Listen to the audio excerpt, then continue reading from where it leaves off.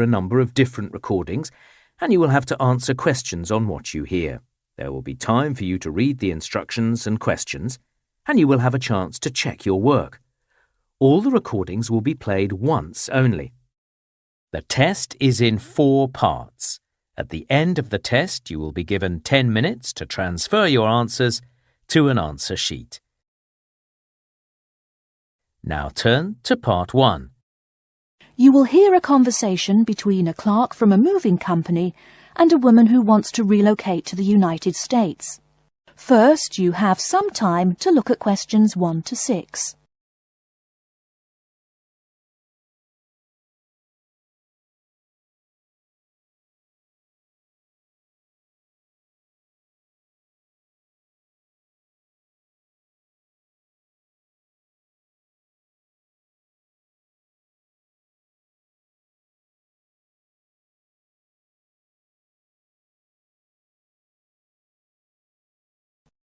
Now we shall begin. You should answer the questions as you listen, because you will not hear the recording a second time. Listen carefully and answer questions 1 to 6. Good morning, ma'am, and welcome to Australia's Moving Experience. How can I help you? Well, I hope you can help me. I'm so up in the air right now. Just calm down now. Let me guess. You're moving and it has you a little confused. That's it exactly. You see, I'm relocating to the United States next month, and I'm having a hard time getting organised. Here, fill out your name and address and let me ask you a few questions. Oh, what should I call you? My name is Jane Bond. OK, Jane, first of all, what's your work phone number? In case I have any questions about things. My work phone is 9463 550. But please try not to call me too often there. My boss hates personal calls. So does mine, ma'am. So does mine. And what address should we ship your things to? My new company is letting me stay temporarily at 509 Clark House. That's CLARK. 1137 University Drive in Seattle. Seattle? Beautiful city, I hear. Mountains right beside the ocean almost. Cooler than Australia too. OK, and when should we come pack your things? I guess that would be on Monday, March 11th. Do you want any help with an after-packing clean-up? We do that for a small additional charge. Yes, that would be helpful. I promised the landlord I'd give her the keys back by 5 p.m. on Thursday the 14th. Great. We'll just schedule the clean-up for that day. That way, the place will smell clean and there'll be no dust. Well, you do think of everything. Oh, how much is this going to cost? Here is a list of our basic prices. Oh dear, this seems rather expensive. Yes, ma'am, but you're paying for the best. We're careful and we're fast. Like we say, the only thing we break are speed records getting you moved. Well, maybe that's so. Oh, I nearly forgot to tell you. I don't want my furniture shipped with me. I won't be looking for an apartment till after I arrive in America. Would it be possible to put my furniture in storage here for a month, then have it sent along later? Of course, we do that all the time. A couple of other things. Here at A Moving Experience, we try to pack your things logically. We don't just throw stuff in boxes. Before you hear the rest of the conversation, you have some time to look at questions 7 to 10.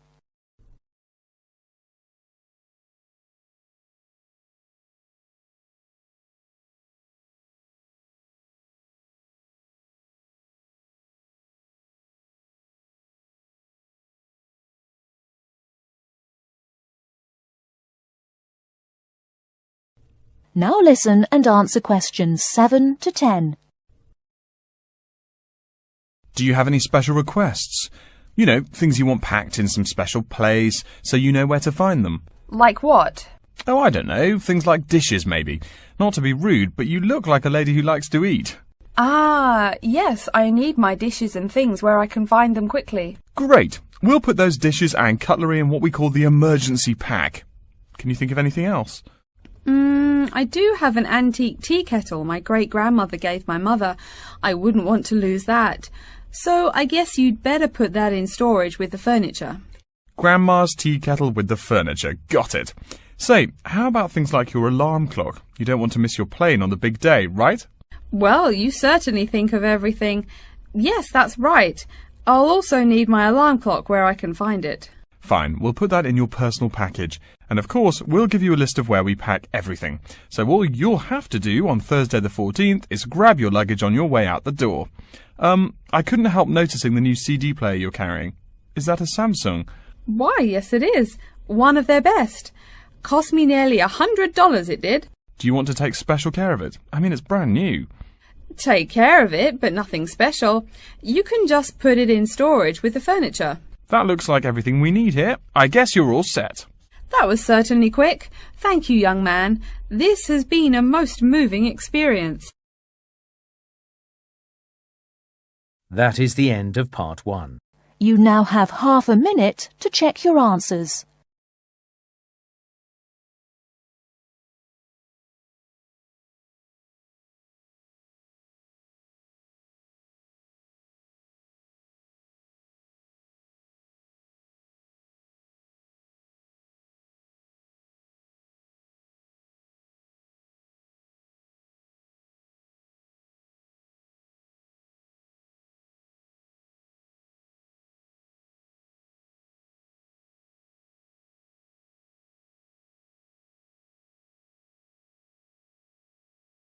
Part 2.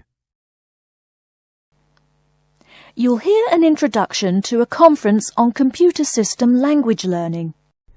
First, you have some time to look at questions 11 to 16.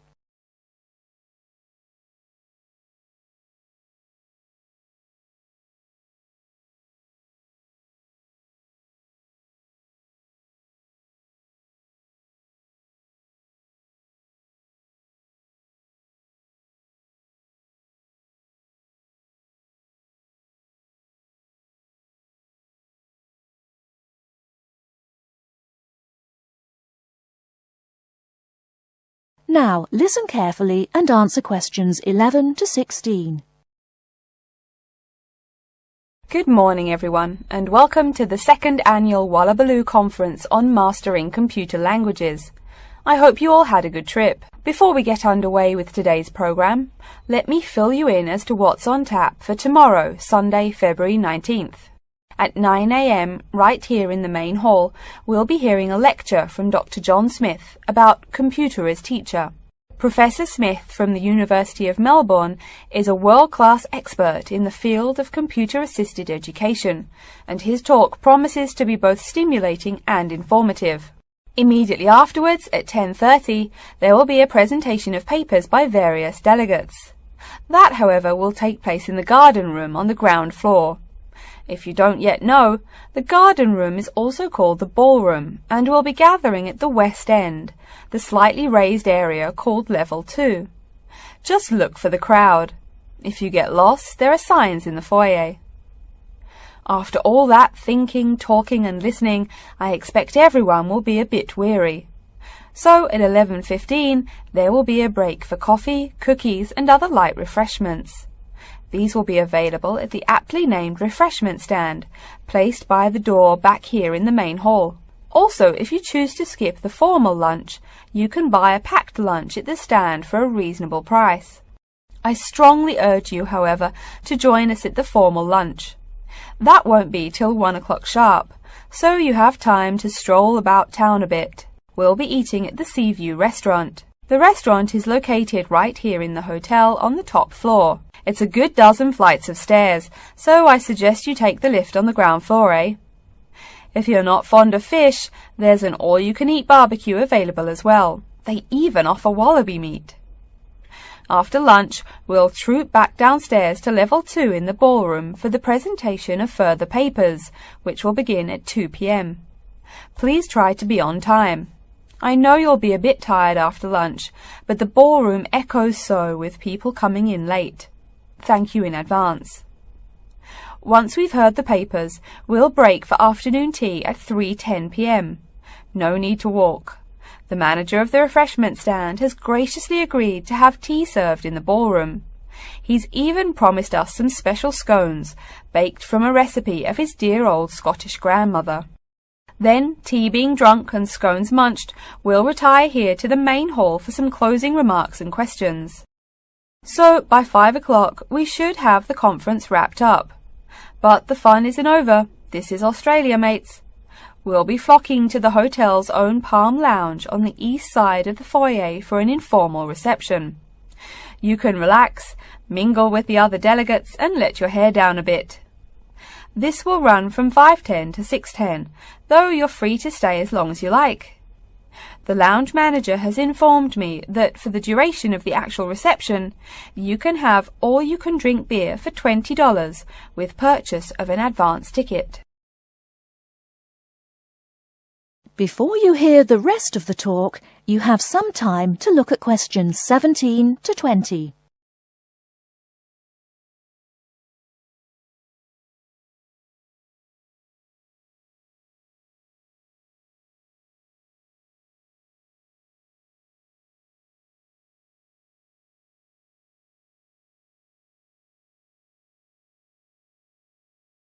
Now listen and answer questions 17 to 20.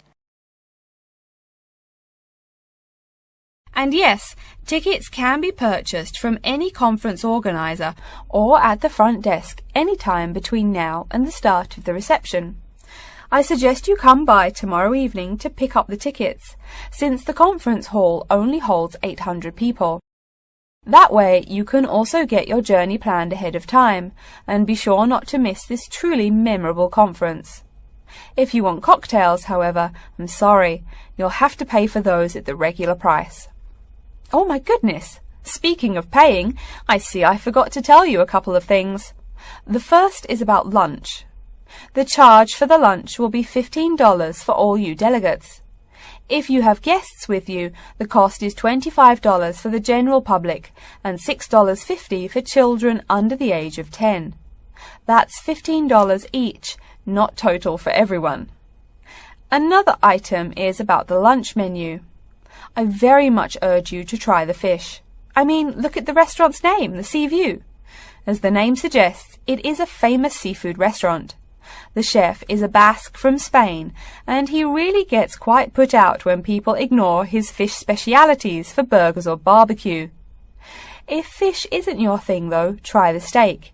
He makes an exquisite filet mignon topped with blue cheese and mushrooms. Finally, if you'd like to buy a ticket, you can have both lunch and unlimited beer for $35. I should have mentioned that earlier, but I am a bit forgetful. Maybe I should avoid the beer after the conference, eh? Well, I've said my bit. Are there any questions?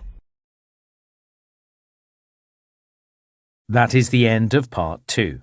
You now have half a minute to check your answers to Part 2.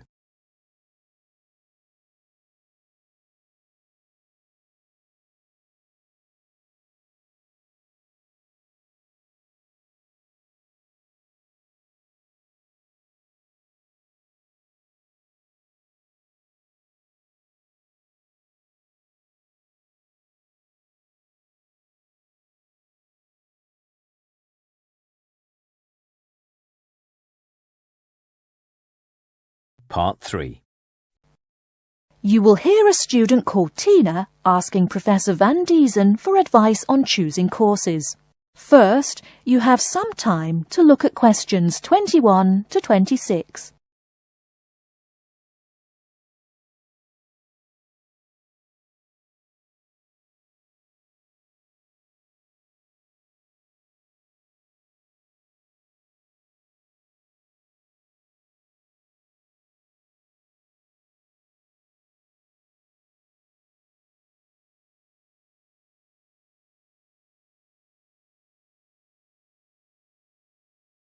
Now listen carefully and answer questions 21 to 26. Hello, are you Professor Van Diesen? Yes, I am. And who might you be? Oh, sorry, my name is Tina. I'm a freshman here. They told me I should ask you for advice in choosing courses. Well, that's part of what I'm here for. Please come in and sit down. Now, what are your questions? I almost don't know. Everything is so confusing. Like, what is a specialized course? Oh, easy. A specialized course is one that is compulsory, meaning it's a requirement for your major, and regular, so you can't place out by taking a proficiency exam. That sounds pretty strict. Then what are all these general courses? I seem to have to take so many. Nothing to be alarmed over. These are courses open to all students and not directly related to your major. The university offers these general courses to choose so that you can become more well-rounded individuals. For example, I see you're a microbiology major, so it might be a good idea to take some literature or history courses so that you can know something besides all science. You mean these courses are like for fun? That might be one way to look at it, but don't tell the literature professor such a thing. Think of a general course as the opposite of a specified course. A specified course is one that pertains directly to your major. So, can I take any microbiology course I want? Let's see. Oh, those courses used to be open to microbiology students only. The good thing is now it's open to students on a flexible schedule, so it's not only for full-time students. So the answer is yes, if you have the instructor's permission. May I ask you why you chose microbiology? Well, I also like plain old biology too. You know, full-size animals. I might even become a veterinarian. Could I take some biology classes? Well, they are open to full-time students only, which I believe is what you are. I don't know how a freshman would get along with microbiology, though. I mean, most of the students presently looking into it are from off-campus. Off-campus? Yes, you know, people who use it in their work at hospitals, laboratories, even a police detective. Why did you choose microbiology, if I may ask? I don't think you quite answered that. Well, eventually I want to be a doctor. At least my dad tells me so. If I may say so, young lady, you seem a little uncertain. Still, I think that might be a good idea for a career. Of course, if you're thinking about being either a doctor or a vet, you should take some medical science classes before you even think of applying to med school. Great! What should I take? There is one small problem. The new medical sciences building is under construction, so there are no experimental facilities available until next year. I'm afraid you'll have to wait, but don't forget to take those courses at the first opportunity. Oh, bummer. Is there any other course you'd recommend for someone like me? Well, since you seem to like animals, have you ever thought about looking into environmental science? No, I never really thought about it before. Is it worthwhile? Quite. In fact, it's the fastest growing subject on this campus. Before you hear the rest of the talk, you have some time to look at questions 27 to 30.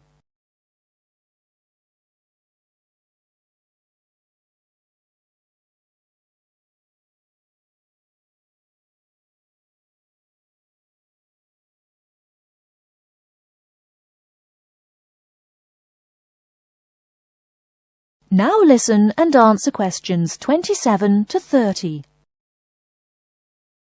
I'm sorry, I couldn't help noticing the long list of classes you've written out there. May I have a look? Oh, sure.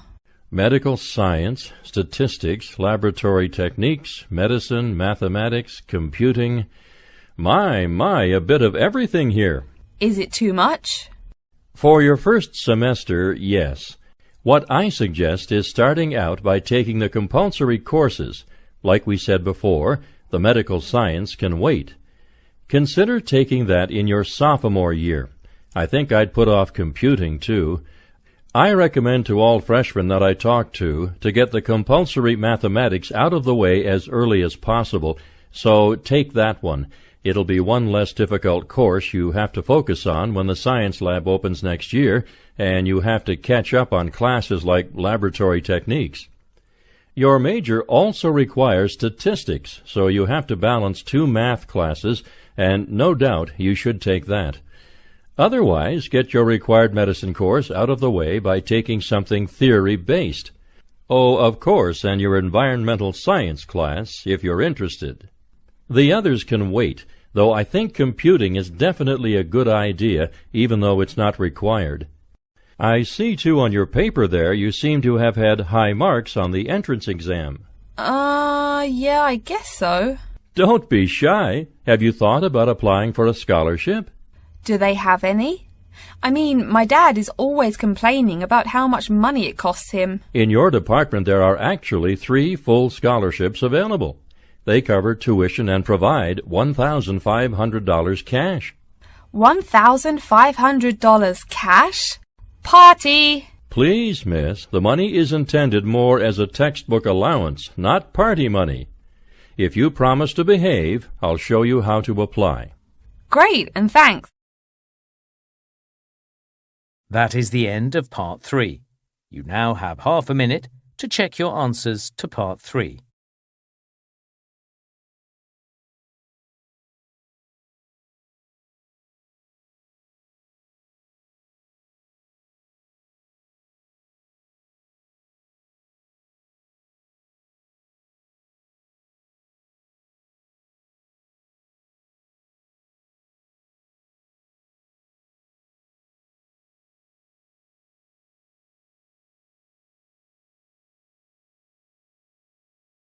Listening, Part 4. You will hear a lecture about how to choose flooring materials. First, you have some time to look at questions 31 to 40.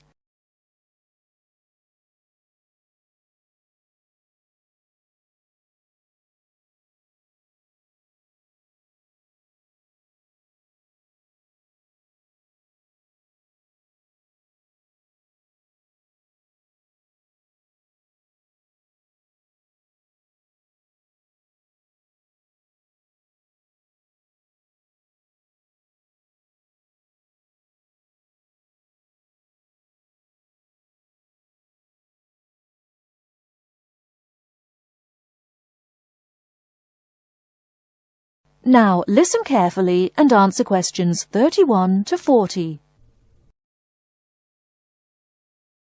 We've been talking about choosing building materials in the last week. Now, a great many factors influence the choice of building materials. You can't make a house of cards, right? And people who live in glass houses and all that. Anyhow, today I'd like to say a few words about flooring. Some artificial materials can be used, like plastic for instance, which offer mixed blessings when used as a flooring surface. On the one hand, plastic is cheaper than nearly any other alternative, short of bare ground. Plastic also does not warp like wood. On the other hand, the best that can be said about plastic is that it looks like wood or stone. However, it cannot replace the real materials. As I have mentioned, I'm fixing up a new house. The decorator my wife hired told me plastic does a great job of looking exactly like plastic. Besides, it scratches easily, fades or discolors, and starts cracking within a year or two. So, if you're fitting out a sleazy hotel or plan to live in a trailer park, go with the plastic. Really though, for all intents and purposes, this leaves us with wood or stone as choices for flooring. Stone and wood are alike in at least one respect. Both go through processing before they can be put to use. Since few of us cut our own lumber or quarry our own stone, this is not perhaps a pressing concern. Still, do-it-yourselfers would do well to remember to buy only properly seasoned wood. Unseasoned wood warps, and a warped floor quickly becomes firewood, and its owner quickly becomes poorer. Likewise, except for dull-hued materials like slate or sandstone, most stone floors are polished before installation. The choice goes well beyond just wood or stone. Each type requires many further considerations. A few special remarks are called for when considering wood. For example, as always, aesthetics, personal taste and layout all play roles, as well as the type of house or room. Oh, and certainly don't forget the cost. When it comes to cost, a rule of thumb is that the softer and less exotic the wood, the lower the cost. In the US, for instance, pine is both ubiquitous and cheap. Mahogany is imported and exorbitantly expensive. If you're on any kind of budget when remodeling, it's really helpful to remember to go for the softer woods. Aside from cost, there are still lots of different factors that are important in choosing the best flooring for the job. Continuing with the example of wood, one must consider the effects of each type of wood on the mood of the room. When selecting the best wood to use, particular attention needs to be paid to its grain patterns, texture, and colour. In rooms where relaxation or deep thought is the aim, say bedrooms or the study, dark, strong-grained woods are the rule. Here, the grain ought to match the furniture for a feeling of homogeneity. In rooms where activity and motion are typical, the dining room or living room, lighter, finer-grained lumber is more suitable. In such a setting, the wood grain might be useful in offering a contrast to the furniture. This leads to a feel of subconscious excitement in keeping with the room's function. In either case, though, consult a decorator. It is a decorator's job to know what materials to use to fit the function of the room. Though some things about putting together a room are subjective and based on one's individual taste, materials appropriate to a room's function are much more straightforward. A decorator takes the needs of the customer and uses a mathematical formula rather than subjective words. Since feelings vary from person to person, verbal descriptions of wood types tend to be ambiguous. You want the wood you select, not something approximate. And if you do decide to do it yourself, remember that all wood must be treated with preservatives to enhance its appearance and preserve its natural beauty. In the case of stone, or quarry tile, as flat-cut flooring stone is properly called, a new set of considerations must be weighed up. Simple colour aside, the degree of reflection must be kept in mind. This is called the reflectance rate, which is expressed in a number between 0.0 and 1.0, depending on the amount of light it reflects. At one end of the scale is polished silver. At a rating of 1.0, this shiny surface reflects nearly all of the light directed at it. Numbers closer to 0 describe materials that absorb more light. Moving down the scale a bit, we see that plastic that has been painted white has a rate of 0.8, which makes sense. We know that the colour white reflects all other colour, while black absorbs all colour, and plastic itself is a relatively reflective material. Materials that are denser and darker have reflectance rates much closer to 0. The quarry tile I mentioned a while ago has a rate of 0.1. As you may know, quarry tile is generally dark brown and made from clay, so it is quite dense. Of course, there is considerable variation among types of quarry tile because of the hue or treatment of the clay during its creation. Does anyone have any guesses as to what material may have a rate of almost 0.0? We can guess most of these materials are black in colour, but plastic, wood and even stone reflect some light. One material with a rate of almost 0.0 is black velvet. The texture produces almost no shine at all. Carrara marble, despite its white hue, is actually lower in reflectivity than black onyx. In any case, the fact that tiles vary somewhat should not be forgotten. A highly reflective floor would not be suitable in a library. It would be indispensable in a ballroom, should your home be large enough to feature one. Again, a rule of thumb is that light means lively. Since form and material follow function, one should only use the more reflective materials in rooms where the cultivation and expression of energy is important. Bear in mind, too, that most types of stone cost more than all but the rarest of wood. Of course, there is no reason why some rooms of a house should not feature wood floors or other stone tiles. You can even mix the two. A room with wood panels on the walls can have a beautiful stone floor. My bedroom has white birch walls and a light blue slate floor. The place looks like a Russian hunting lodge. Remember though, go with what feels right for you. Good taste and the laws of interior design are the homeowner's servants, not his master. It's only beautiful when you decide it is. I mean, you're the one who lives there, not the decorator, right? Okay, are there any questions?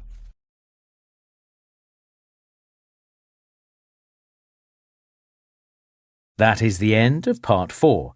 You now have 1 minute to check your answers to Part 4.